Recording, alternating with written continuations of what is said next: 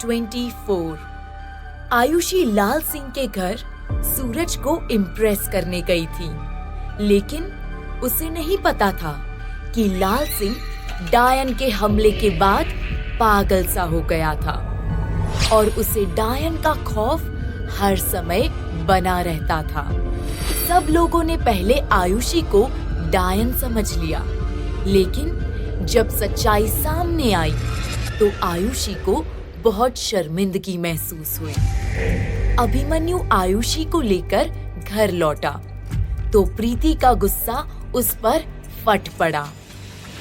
रात में अभिमन्यु जब अपने कमरे में सोया था, तभी दरवाजे पे आहट हुई।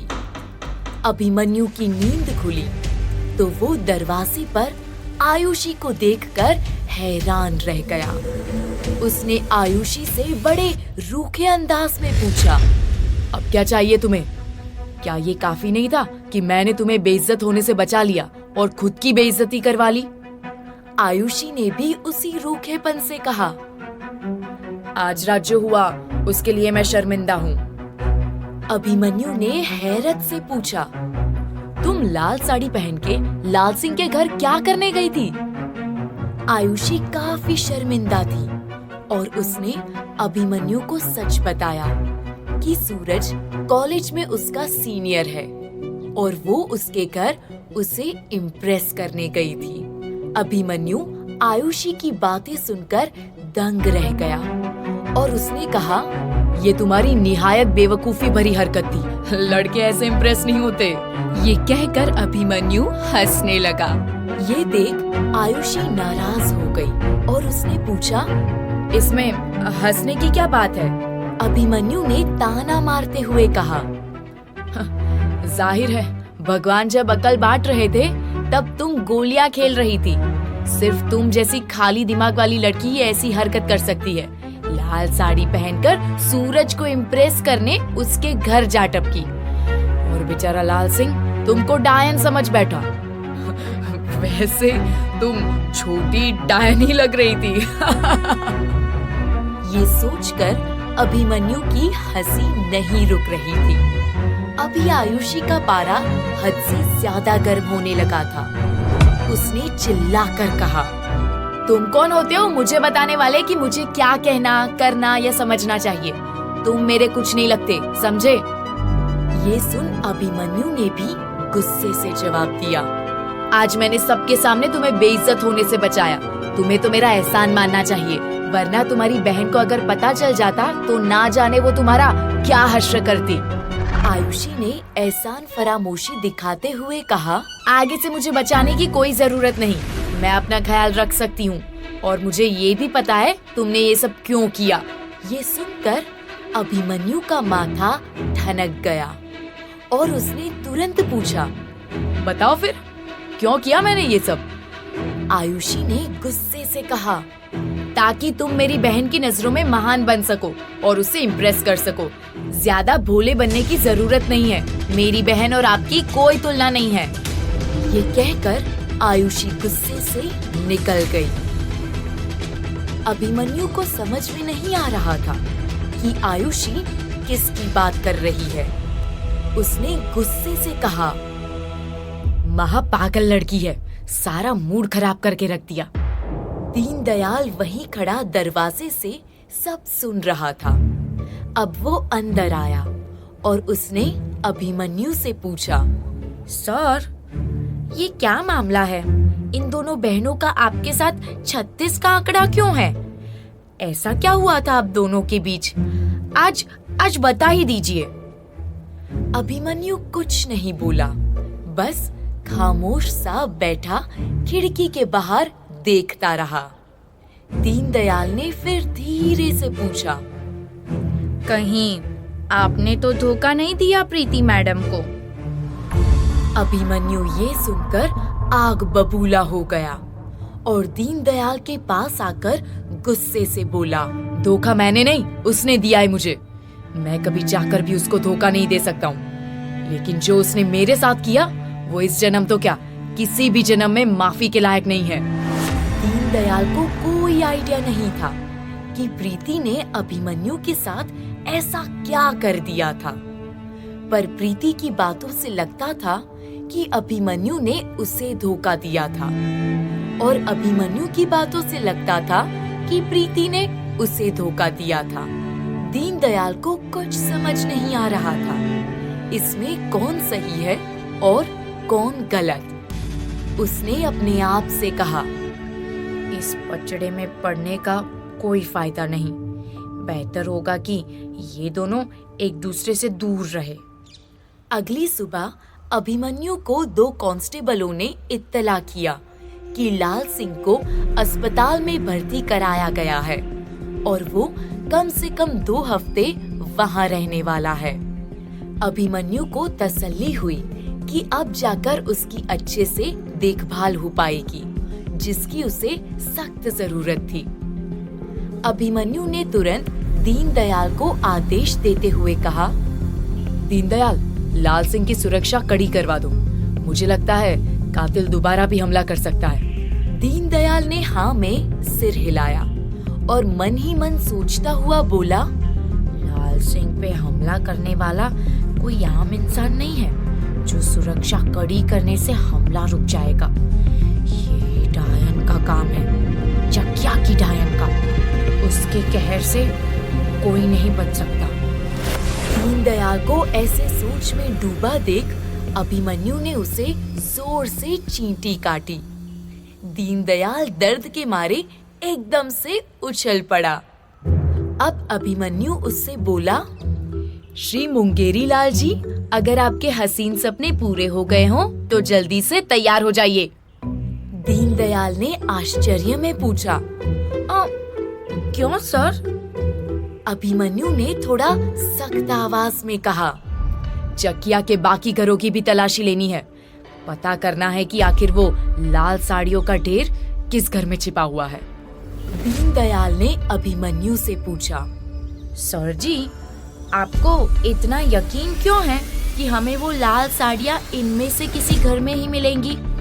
कल हमने आधे घर छान मारे थे पर कुछ नहीं मिला। अभिमन्यु ने चिढ़कर कहा, दीनदयाल, अगर तुम्हें आलस आ रहा है और तुम तलाशी नहीं करना चाहते तो कोई बात नहीं, मैं टीआई दशरथ को कह देता हूँ।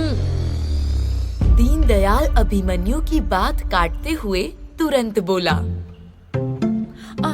मेरा ये मतलब बिल्कुल नहीं था सर जी। मैं भी जानता हूँ कि महल एक दिन में खड़े नहीं किए जाते, और क्या पता आज कुछ हाथ लग ही जाए। अभिमन्यु ने मुस्कुराकर कहा, ये हुई ना बात दीनदयाल, आओ चले। इसके बाद अभिमन्यु और दीनदयाल ने चकिया के करीब सभी घरों की तलाशी ले ली, पर उन्हें कहीं कुछ नहीं मिला। अभिमन्यु को पूरा यकीन था कि आखिरी घर में उसे जरूर कुछ मिलेगा, और इत्तेफाक से आखिरी घर सरपंच का था। अभिमन्यु को भी उनके घर की तलाशी लेने का इंतजार था, क्योंकि उसे लगता था सरपंच वैसा नहीं है जैसा खुद को दिखाता है। इसलिए जब अभिमन्यु और दीनदयाल सरपंच के घर पहुंचे तो उन्होंने ऐसा जताया मानो वो उन्हें देखकर बहुत खुश हुए हैं और वो उनका इंतजार ही कर रहे थे। एक बार फिर अभिमन्यु सरपंच की बातों का असली मतलब नहीं समझ पाया। सरपंच उन्हें घर ले आए। अभिमन्यु ने देखा कि सरपंच का पुश्तैनी घर काफी बड़ा था। वो सदियों पुराना था और लगता था वहाँ कई पीढ़ियां रह चुकी थी। घर की एक अजीब सी ऊर्जा थी और अभिमन्यु को लगा कि वहाँ कुछ तो था जो ठीक नहीं था। घर के बीचों बीच एक खुला आंगन था और आंगन के चारों तरफ गलियारे थे। अभिमन्यु और दीनदयाल आंगन की तरफ बढ़ ही रहे थे कि सरपंच ने उन्हें रोकते हुए कहा, आप गलत रास्ते जा रहे हैं, इस तरफ आइए। सरपंच अभिमन्यु और दीनदयाल को घर के एक कोने की तरफ ले गए, जहां एक दरवाजा खुला हुआ था। अभिमन्यु ने पूछा, हम गलियारे की तरफ क्यों नहीं जा सकते? सरपंच ने कहा, घर का वो हिस्सा कई दिनों से इस्तेमाल नहीं हुआ। उसमें कुछ ऐसी यादें बसी है जिन्हें रोज रोज याद करने से याद रखना ही बेहतर है। अभिमन्यु ने महसूस किया कि ये कहते हुए सरपंच की आवाज में काफी दर्द छलक रहा था। उसने सोचा इस बारे में ज्यादा सवाल ना करना ही बेहतर होगा। सरपंच उन्हें घर के मेन हिस्से तक ले गए जहां वो रहते थे। अभिमन्यु और दीनदयाल अंदर गए और देखा कि घर काफी साफ सुथरा और करीने से रखा हुआ था। वहां कई पुरानी कीमती चीजें रखी थी। अभिमन्यु ने सरपंच से पूछा, इतने बड़े घर में क्या आप अकेले रहते हैं? सरपंच हंसे और कहा, नहीं, मैं यहाँ अपनी पत्नी, बेटे और बहू के साथ रहता हूँ। अभिमन्यु ने एक नजर चारों तरफ देखा। उसे सरपंच के अलावा वहाँ कोई नजर नहीं आ रहा था। उसने असमंजस में पूछा, आपके घर वाले कहाँ हैं? सरपंच ने कहा, मेरी पत्नी और बहू अंदर कमरे में हैं। हमारे यहाँ औरतें पराये मर्दों के सामने नहीं आती। ये हमारे घर की परंपरा है। आपके शहर में शायद ये सब नहीं होता होगा। इस बात पर अभिमन्यु ने कुछ नहीं कहा। सरपंच फिर बोला, और मेरा बेटा किसी काम से बाहर गया है। अभिमन्यु ने कहा, तो हम छानबीन कर सकते हैं। सरपंच ने इजाजत दे दी। तलाशी के दौरान अभिमन्यु को एक जवान औरत की तस्वीर दिखी जो एक बच्चे को लिए कैमरा की तरफ देख मुस्कुरा रही थी। अभिमन्यु ने सरपंच से पूछा, ये किसकी तस्वीर है? सरपंच ने कहा, ये मेरी बहुरानी है और वो छोटा लड़का मेरा पोता।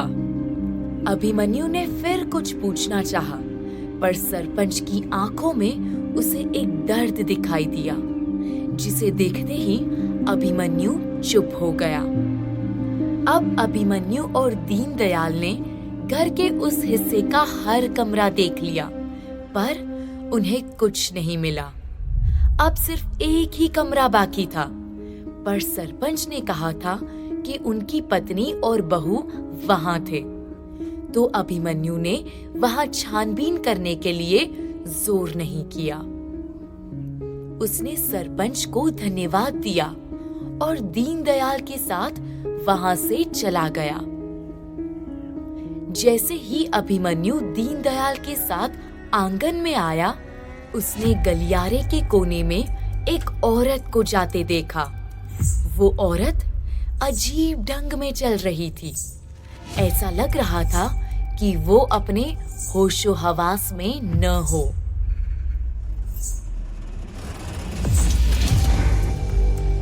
अभिमन्यु ने तुरंत सरपंच से पूछा, अब वो महिला कौन है जो उस गलियारे में जा रही थी?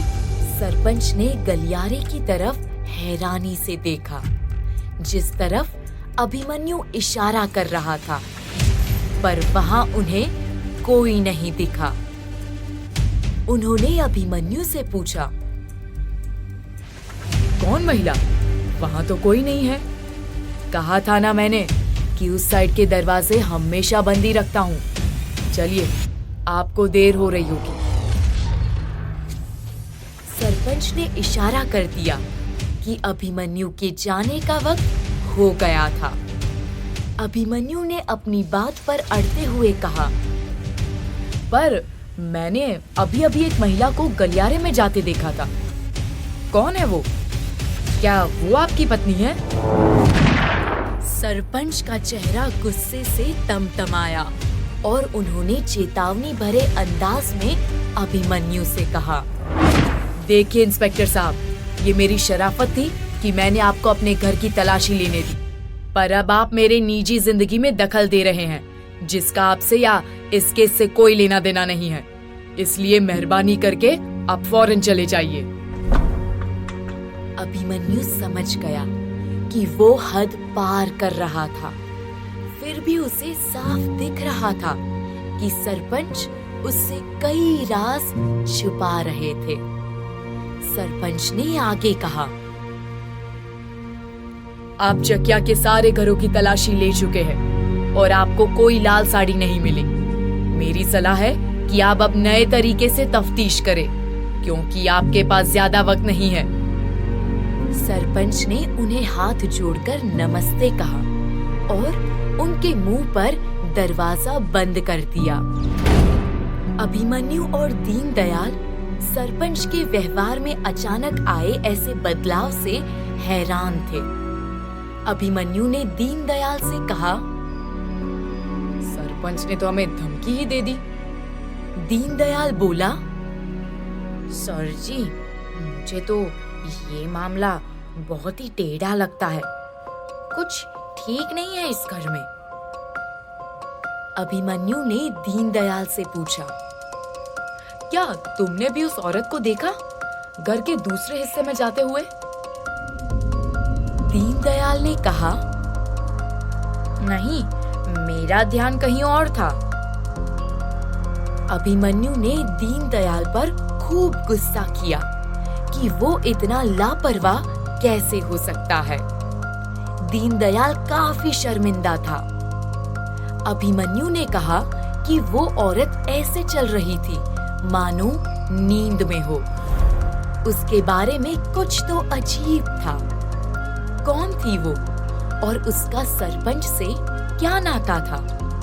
अभिमन्यु और दीनदयाल सरपंच के घर से निकल रहे थे कि तभी कुछ दिखाई दिया, जिसे देख अभिमन्यु दंग रह गया। उसने दीनदयाल को रुकने को कहा। अभिमन्यु आगे चलने लगा। दीनदयाल ने सोचा, आखिर उसने ऐसा क्या देख लिया था? अभिमन्यु ने उसे मोपेड दिखाई और कहा, ये तो वही मोपेड है जिस पर वो आदमी मेरा पीछा कर रहा था। दीनदयाल ये सुनकर हैरान रह गया और बोला, ये मोपेड यहाँ सरपंच के घर क्या कर रही है? दीनदयाल की बत्ती चमकी और वो जोश में आकर कहने लगा, सर जी, ये सब सरपंच का किया कराया है।